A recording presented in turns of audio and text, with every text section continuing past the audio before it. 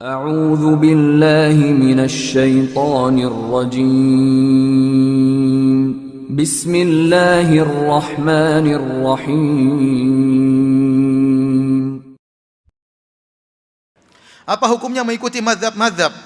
Boleh, mazhab-mazhab itu bagus ya. Mazhab-mazhab itu adalah para ulama yang mereka punya murid banyak. Jadi tidak ada para ulama sengaja bikin mazhab, enggak ada ya.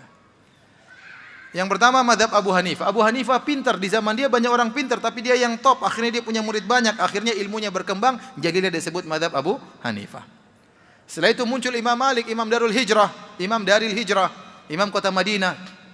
Ada juga orang-orang sepantaran Imam Malik yang hebat-hebat, tapi dia punya murid banyak, akhirnya ilmunya berkembang, timbullah mazhab Imam Malik. Sebenarnya mazhab itu maksudnya metode belajar. Ini metode belajarnya Abu Hanifah, ini metode belajar Imam Malik. Ya. Di antara murid-murid Imam Malik ada Imam Syafi'i. Ternyata dia berkembang dan dia punya murid banyak lagi sehingga muncul lagi mazhab yang baru. Namanya mazhab Imam Syafi'i. Di antara murid Imam Syafi'i ada namanya Ahmad bin Hambal. Dia juga hebat. Akhirnya muncullah mazhab Hambali. Mereka tidak pernah sengaja untuk memproklamirkan membuat suatu mazhab, tapi itu berjalan dengan sendirinya. Sebenarnya di zaman dulu mazhab lebih dari 4. Ada mazhab Ishaq bin Rohawai, ada mazhab Sufyan Ats-Tsauri, ada mazhab Abu Thawr, ya. Tetapi mazhab-mazhab tersebut hilang. Kenapa? Karena tidak ada murid-muridnya yang meneruskan ilmu mereka.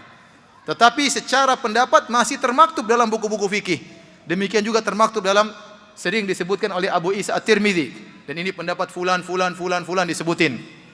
Tetapi secara mazhab sudah tidak ada karena tidak ada murid-murid yang meneruskan. Jadi bermadzhab itu boleh. Anda belajar agama melalui metodenya Imam Syafi'i, silakan, tidak apa-apa. Yang dilarang adalah fanatik atau memaksakan harus bermadzhab, itu yang jadi masalah. Ya. Dan para imam tidak pernah memaksa untuk bermadzhab, dan mereka tidak pernah mengajarkan murid mereka untuk fanatik. Contoh besar Al-Imam Syafi'i rahimahullah ta'ala. Al-Imam Syafi'i punya murid langsung namanya Al-Muzani. Al-Muzani punya kitab Al-Mukhtasar lil-Muzani, kitab fikih juga. Kitab Mukhtasar Al-Muzani ini mengumpulkan, meringkas pendapat Imam Syafi'i dari kitab Al-Um dan juga dari ceramah-ceramah Imam Syafi'i. Dalam kitabnya tersebut dia sering mengatakan, guru kami Syafi'i mengatakan demikian, adapun saya berpendapat demikian. Dan dalam buku-buku fikih ma'ruf, Imam Muzani berpendapat demikian, Syafi'i berpendapat demikian. Contoh, antum baca sederhana, saya baru baca kemarin, masalah kapan Lailatul Qadar. Menurut mazhab Imam Syafi'i, Lailatul Qadar itu malamnya tertentu, tidak berubah sepanjang tahun. Kalau malam 23 ya malam 23 terus.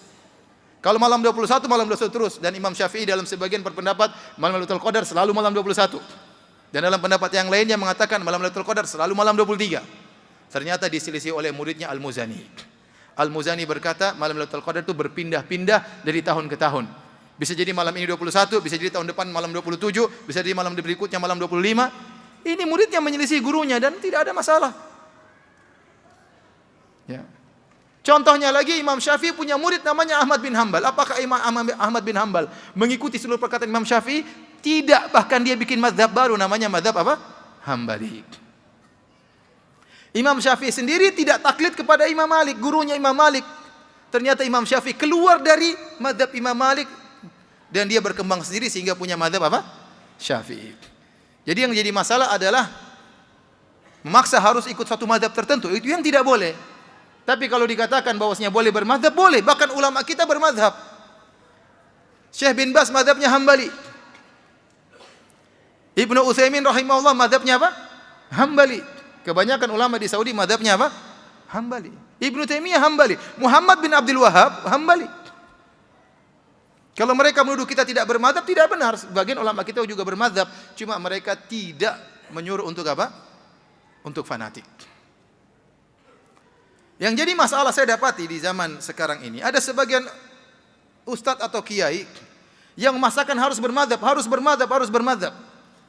Tatkala dia bicara tentang musik, mazhab semua dia buang. Kenapa? Karena seluruh mazhab mengharamkan musik. Mazhab Hanafi mengharamkan musik, mazhab Hambali mengharamkan musik, mazhab Syafi'i mengharamkan musik, mazhab Maliki mengharamkan musik. Terlebih lagi mazhab Syafi'i keras dalam masalah musik. Sampai salah seorang ulama dari mazhab Syafi'iyah, Ibnu Hajar Al-Haytami, dalam kitabnya Az-Zawajir an Iktirafil Kabair, tentang peringatan terhadap dosa-dosa besar, dia memasukkan bermain alat musik termasuk dosa besar. Nah, orang ini tatkala bicara tentang mazhab, begitu masalah musik, dia buang seluruh mazhab. Selama ini dia bilang harus bermadzhab Syafi'i, harus bermadzhab Syafi'i, begitu masalah musik, mazhab enggak dipakai. Ya sama saja. Berarti dia juga tidak keluar dari mazhab. Terus dia suruh orang harus bermadzhab. Tatkala tidak sesuai dengan hawa nafsunya, dia keluar dari mazhab. Antum baca mazhab Syafi'i, semua mazhab Syafi'i mengatakan jenggot itu sunnah. Sudah bicara jenggot, ya sudah tidak pakai mazhab. Enggak usah jenggot, enggak apa-apa. Gimana? Semuanya bilang sunnah. Semua mazhab bilang sunnah. Jadi maksud saya, bermazhab itu boleh dan itu baik. Seorang belajar fikih mazhab Syafi'i enggak ada masalah, bagus. Tapi tidak boleh apa? Fanatik. Kenapa? Karena para ulama mencontohkan demikian. Imam Syafi'i muridnya langsung Al-Muzani tidak fanatik sama Imam Syafi'i rahimahullah ta'ala. Bahkan sebagian ulama Syafi'iyah, ini antum bisa tanya langsung kepada Al-Ustadz Dr. Musyaffa hafizahullah ta'ala, karena risalah dia tentang usul fikih berkaitan dengan mazhab Syafi'i. Dia akan menjelaskan bahwasanya banyak ulama Syafi'iyah belakangan menyelisih usul Imam Syafi'i rahimahullah ta'ala. Bukan cuma menyelisih furu', bahkan menyelisih apa? Usul. Kalau mengatakan harus sama persis seperti Imam Syafi'i, ternyata tidak juga, para ulama tidak demikian. A'udzu billahi minasy syaithanir rajim. Bismillahirrahmanirrahim.